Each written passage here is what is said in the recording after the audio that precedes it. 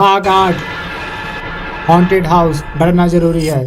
पिछले भाग में आपने देखा रागिनी, विकास और रमेश पंडित जी से मिलने जाते हैं। अब आगे। पंडित जी, तुम्हारी मदद करने में मेरा कोई स्वार्थ नहीं है, इसलिए मुझे किसी भी चीज की लालच देने की कोशिश ना करो। मैंने जो बोल दिया सो बोल दिया। रविवार से पहले कुछ भी संभव नहीं है। रागिनी, पर पंडित जी, हमारा जीना हराम हो गया है। हम तो वापस अपने घर तक भी नहीं जा सकते। वो हमें हर जगह परेशान करती है। विकास, हाँ पंडित जी, रागिनी सही कह रही है। हम यहाँ तक तो आ गए हैं, लेकिन यहाँ से वापस जाने की हमें हिम्मत नहीं हो रही है। पंडित जी, ठीक है, मैं तुम लोगों को कुछ ताबीज देता हूँ। उसे पहनने के बाद फिलहाल वो तुम्हारा कुछ बिगाड़ ना पाएगी। हाँ, अगर वह रास्ते में दिखे भी तो उस पे थोड़ा भी ध्यान मत देना। विकास, ठीक है। विकास, रमेश और रागिनी तीनों पंडित जी से विदा लेके उनके घर से वापसी के लिए निकल जाते हैं। उधर से ये तो ऑटो से आ गए थे, लेकिन अब वापस कैसे जाए, यह भी एक गंभीर समस्या थी। काफी देर इंतजार के बाद भी इन्हें कुछ ना मिला तो ये लोग पैदल ही निकल लिए। कुछ दूर चलने के बाद ही मौसम ने अपना तांडव शुरू कर दिया। अचानक बारिश की बूंदें टिप टिप टप टप की आवाज करने लगी। आसमान में बिजली की डरावनी आवाज के साथ कड़कने लगी। मूसलाधार बारिश शुरू हो चुकी थी। अब तो ऑटो मिलना भी संभव ना था। फिर भी तीनों ने कहीं भी रुकने से अच्छा पैदल ही वापस जाना उचित समझा, क्योंकि जल्द से जल्द वो अपने घर वापस पहुंचना चाहते थे। सब पैदल तो चल दिए थे, पर वहां से घर तक का सफर इतना आसान भी ना था। एक तो इतनी दूरी और ऊपर से मूसलाधार बारिश, पर इसके सिवा उनके पास कोई अन्य विकल्प भी नहीं था। बारिश के साथ साथ आंधी और तूफान भी बड़ी ही तीव्र हो चली थी। अब आगे चलना बड़ा ही मुश्किल हो रहा था, पर रास्ते में ऐसी कोई जगह भी ना थी जहां वो थोड़ी देर के लिए रुक भी सके। लेकिन वो कर भी क्या सकते थे, पीछे लौटकर जाना भी उचित नहीं था, इसलिए आगे बढ़ना ही अब उनकी नीति बन चुकी थी।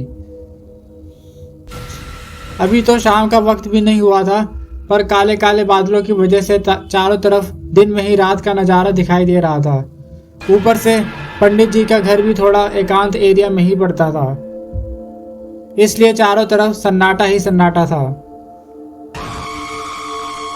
अब तक जो कुछ हुआ वह तो ठीक था, पर देखते देखते बारिश के साथ साथ आसमान में बिजली ने भी कड़कना शुरू कर दिया था। ऐसा लग रहा था कि आज प्रकृति भी नहीं चाहती थी कि ये तीनों घर तक पहुंच पाए। तभी रागिनी ने कहा, विकास, मुझसे अब और नहीं चला जाएगा, प्लीज कोई ऑटो वगैरह देखो ना, यहाँ तो कहीं रुकने का भी जगह नहीं दिख रहा। विकास, रागिनी, अगर हमें कोई दिखे तभी तो हम कुछ सोचे ना। ऑटो तो दूर, यहाँ तो इंसान भी सड़क पर नहीं भटक रहा। रमेश, भाभी जी, थोड़ा और बर्दाश्त कीजिए। यहाँ से 1 किलोमीटर की दूरी पर ही मेन रोड है। जब हम वहाँ पहुँच जाएंगे तो वहाँ से हमें कोई ना कोई सवारी जरूर मिल जाएगी। रागिनी, ठीक है। तीनों कुछ दूर ही अभी चले ही हो गए कि एक जगह ऐसा आया जहाँ कुछ पेड़ पौधे लगे हुए थे, पर वहाँ किसी को भी घर वगैरह नहीं था। रागिनी ने बोला, विकास, हम थोड़ा यहाँ पेड़ के नीचे रुक जाते हैं, जब बारिश रुक जाएगी तो हम चल लेंगे। विकास, ठीक है। रमेश, हम थोड़ा यहाँ रुक कर चलेंगे। रमेश, ओके। तीनों वही पेड़ के नीचे रुक गए। बारिश भी थोड़ी कम हो चली थी, पर बिजली अभी भी कड़क रही थी। तभी अचानक बिजली के उजाले में रागिनी को ऐसा लगा कि निशा उसके बगल में खड़ी है। बस क्या था, रागिनी को अचानक चक्कर आ गया। विकास, रागिनी को पकड़ते हुए, रागिनी, क्या हुआ? अरे रमेश, अब इसे क्या हो गया? रमेश, अरे भाभी जी तो बेहोश हो गई। विकास, रागिनी को तेजी से झकझोरते हुए, रागिनी, क्या हुआ, क्या हुआ? अरे कुछ तो बोलो। रागिनी को थोड़ा होश आया तो बोली, वो निशा। विकास डरते हुए, कहाँ है निशा? रागिनी, अभी वो यही थी। तभी बिजली एक बार फिर जोर से कड़कती है और बिजली की चमक के साथ ही निशा सबको दिखाई देने लगती है। सब एक ही साथ चिल्लाते हैं, बचाओ बचाओ। सब बारिश में ही पसीना पसीना होने लगे। उन्हें समझ ना आ रहा था कि वो क्या करे। तभी रागिनी को ना जाने कहां से हिम्मत आई और वो विकास और रमेश दोनों को छोड़ वहां से तेजी भागने लगी। उसके साथ साथ रमेश और विकास भी भागे। तभी अचानक से जोर की आवाज आई, रागिनी रुको, मुझे बचाओ। पर रागिनी कहाँ रुकने वाली थी, पर रमेश रुक गया और बोला, अरे ये तो विकास की आवाज है। रमेश ने पीछे मुड़कर देखा तो विकास जमीन पर गिरा हुआ था। उसके सिर से खून बह रहा था। रमेश ने आवाज लगाई, भाभी जी रुको, विकास भाई साहब को चोट आई है। रागी ने पीछे मुड़कर देखा तो रमेश विकास का सिर अपनी गोद में लेकर बैठा हुआ था। रमेश विकास के पास गई और जोर जोर से रोते हुए विकास से पूछा, ये तुम्हें क्या हुआ? ये चोट कैसे लगी? विकास, जब मैं तुम लोगों के साथ भाग रहा था तो मुझे ऐसा लगा किसी ने मुझे जोर का धक्का दिया हो और मैं अचानक इस पेड़ से टकरा गया। मुझे पता है वो और कोई नहीं, निशा ही है। लगता है वो हमारी जान लेके ही मानेगी। यह सुनकर रमेश तो डर से कांपने लगा। तो वही दूसरी ओर रागिनी अपनी किस्मत को कोस कोस कर रोने लगी और अपनी साड़ू से पल्लू फाड़कर विकास के माथे का खून पोंछने लगी। तभी अचानक विकास मौन सा हो गया। रमेश ने पूछा, क्या हुआ? विकास, रमेश तेरे पीछे। रमेश ने पीछे देखा तो निशा खड़ी थी। एक बार फिर सबकी धड़कनें तेज हो चुकी थी। अभी रमेश कुछ सोच ही पाता कि निशा ने रमेश को भी उठाकर हवा में उछाल दिया। रमेश नीचे गिरा तो उसके हाथों में बहुत ही चोट आ चुकी थी, पर चोट की परवाह ही किसे थी। तीनों एक बार फिर पागलों की तरह वहां से भागे। तभी रमेश को पंडित जी की कई बातें याद आई और रमेश ने बोला, याद है पंडित जी ने क्या कहा था? विकास, हाँ याद है, पंडित जी ने कहा था कि निशा हमारा पीछा करेगी, लेकिन हमें उसे डरना नहीं है और उसे नजरअंदाज करना है और उनकी ताबीज से हमारी रक्षा भी होगी। रमेश, अरे भाभी, वो ताबीज तो आपके पास है, आपने हमें दिया नहीं, लाओ जल्दी दो। रागिनी आंसू पोंछते हुए, सॉरी मैं भूल गई थी, ये लो। सभी ताबीज बांधकर फिर पैदल ही तेज कदमों से अपनी मंजिल की ओर चल दिए और तब तक ना रुके जब तक कि मेन रोड ना आ गई।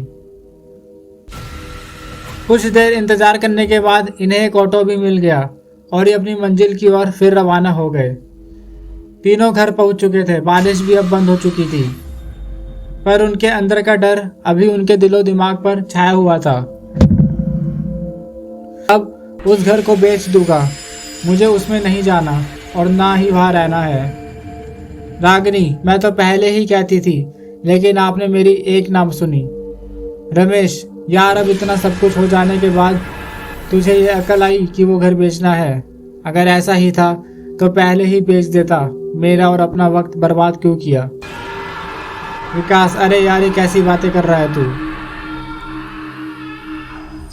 रमेश, कैसी बातें कर रहा हूं मैं? तू इतना डरपोक है, मैं नहीं जानता था। विकास, तू कहना क्या चाहता है? तेरा मतलब है हम अपनी जान दे दे? अरे जान रहेगी तो वैसे वैसे ना जाने कितने घर आ जाएंगे, लेकिन हम जिंदा ही नहीं होंगे तो उस घर का हम क्या करेंगे? सॉरी यार, हमें अब वो घर नहीं चाहिए। रमेश, यार मैं मानता हूँ कि हमारे साथ बहुत ही बुरा हुआ है, लेकिन तुम ही सोचो, जब हमने इतना सब कुछ कर लिया तो एक बार पंडित जी को भी अपना काम कर ले देना चाहिए।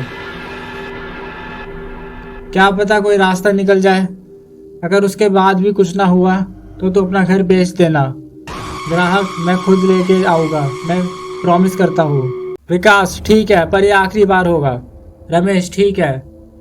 सभी खा पी के सोने के लिए तो चले गए, लेकिन विकास और रागिनी की आंखों में आज नींद की जगह केवल डर था। निशा उनके दिलो दिमाग में बुरी तरह छाई हुई थी। उन्हें अपने अगल बगल हर जगह केवल निशा ही दिखाई दे रही थी। उनकी हालत पागलों जैसी हो गई थी। दोनों इतने परेशान थे कि अंत में दोनों ने नींद की गोली खाई और सो गए। रात तो जैसे कट गई, सुबह भी हुई और फिर शाम भी। रमेश ने अपनी गाड़ी की मरम्मत भी करवा ली और देखते देखते शनिवार भी बीत गया।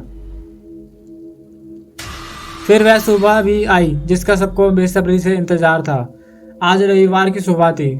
आज का दिन ही पंडित जी ने निशा को उस घर से निकालने के लिए चुना था।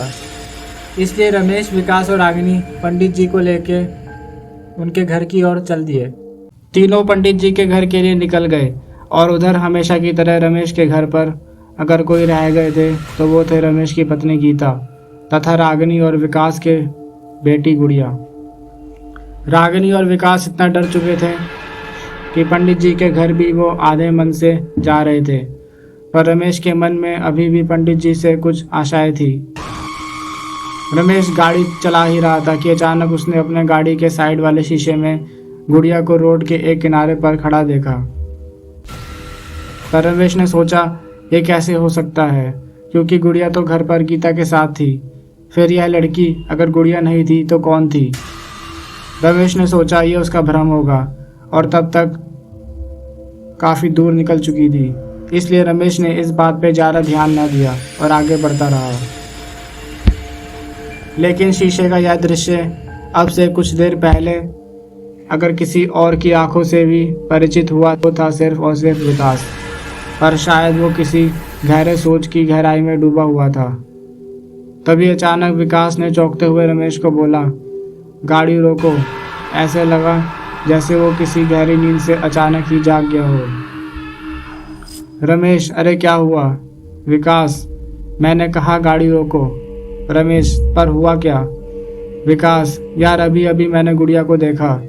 वो इस सुनसान सड़क पे अकेली खड़ी थी। क्या तुझे नहीं दिखी?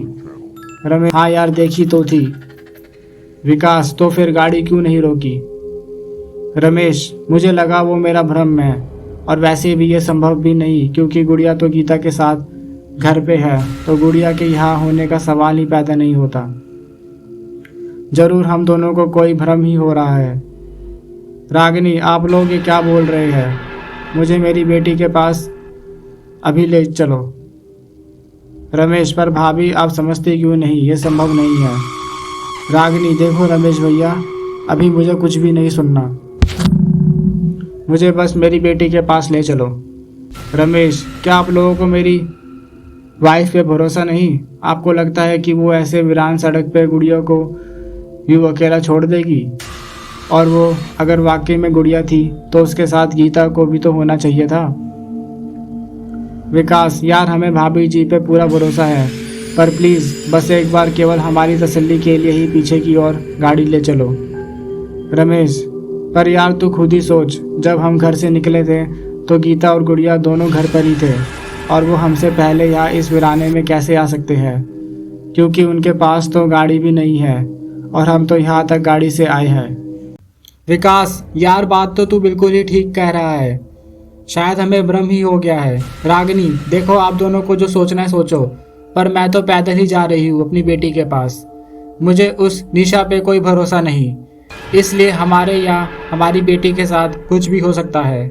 रमेश, भाभी जी रुको, ठीक है मैं चलता हूँ, पर मेरा मन अभी भी नहीं मानता।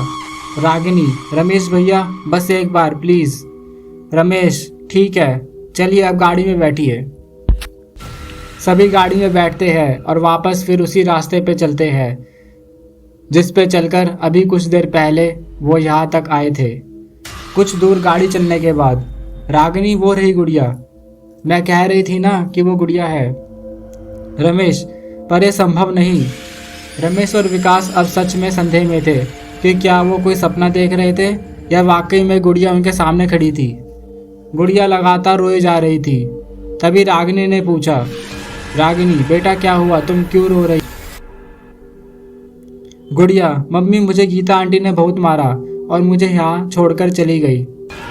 वह बोल रही थी कि तेरी माँ को तो घूमने से फुर्सत ही नहीं और तुझे मेरे सर पे छोड़ के चली गई है। रमेश, अरे नहीं भाभी, गीता ऐसा कर ही नहीं सकती, जरूर कुछ गड़बड़ है। रागिनी, कुछ गड़बड़ नहीं है। गलती मेरी ही है कि मैंने आप लोगों पे भरोसा किया और अपनी बेटी को आपके पास छोड़ा। रमेश, भाभी आप गलत समझ रही है। विकास, रहने दे यार, सफाई देने की कोई जरूरत नहीं। रमेश, विकास तुझे क्या लगता है गीता ने ऐसा किया होगा? विकास, तो तुम्हें क्या लगता है कि मेरी बेटी झूठ बोल रही है? रमेश, यार मैं तो बस यह कहना चाहती हूँ उस निशा की कोई चाल हो सकती है। विकास, यार तू अब उस निशा का सहारा लेके अपनी वाइफ को बचाने की कोशिश कर रहा है। रमेश, विकास ऐसा कुछ भी नहीं जैसा तू सोच रहा है। मैं क्यों गीता को बचाने की कोशिश करूंगा? विकास, क्योंकि वो तेरी पत्नी है। रमेश, देख तू मुझे गलत समझ रहा है। विकास, रमेश तुझे जो समझना है समझ, लेकिन मुझे तुझसे अब कोई बात नहीं करनी।